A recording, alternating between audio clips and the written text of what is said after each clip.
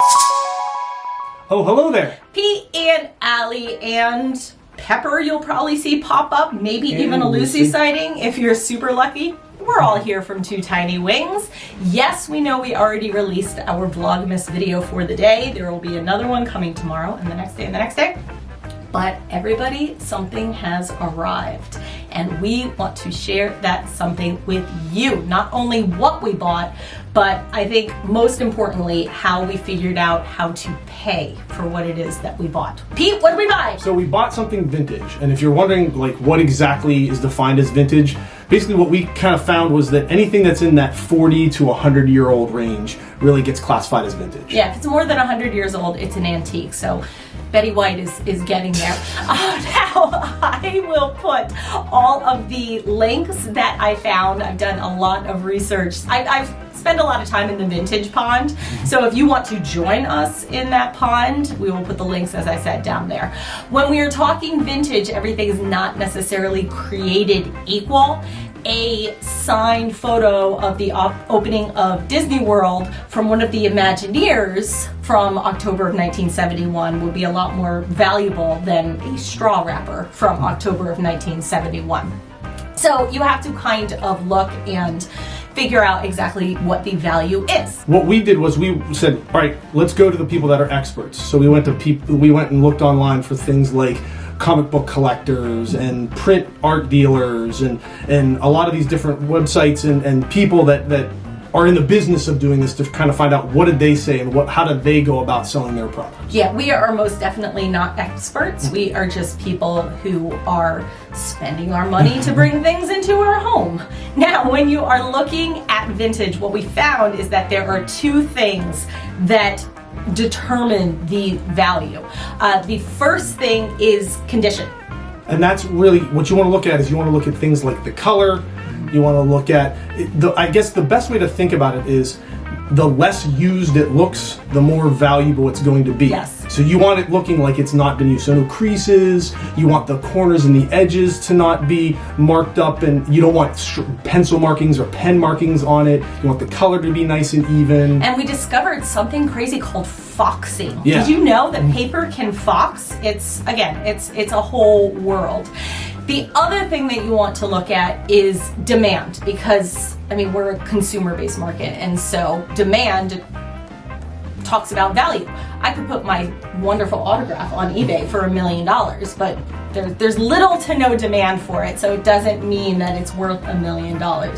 When we were looking at demand, we looked at 3 different areas. First, we did look at eBay. There is a market on eBay. Yeah, and the big thing about looking at markets like eBay is you don't want to look at the ends of the distribution. I'm a math teacher, I'm a math guy, and you don't want to look at those extremes. What you do want to look at is the trends in the data. You want to try to find that middle ground. And what's the average price that you can find for a particular item? That's going to give you a pretty good indication of what the value is, what you can buy for, what you can buy it for, and what it's worth. And not only look at listings, look at the sold.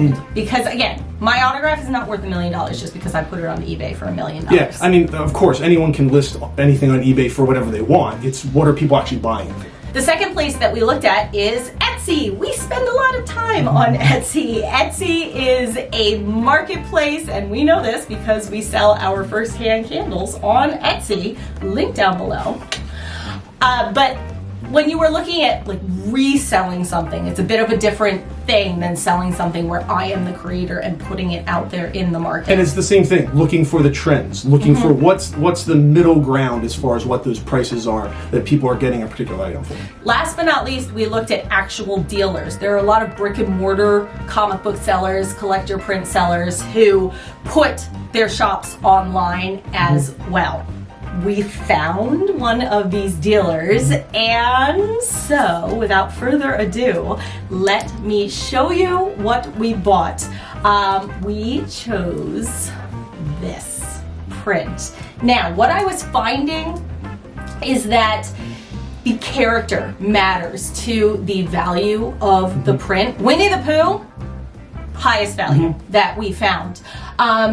Secondary characters, like if it was just a few of the dwarves or a lot of the Mowgli things were at the lower end of the value.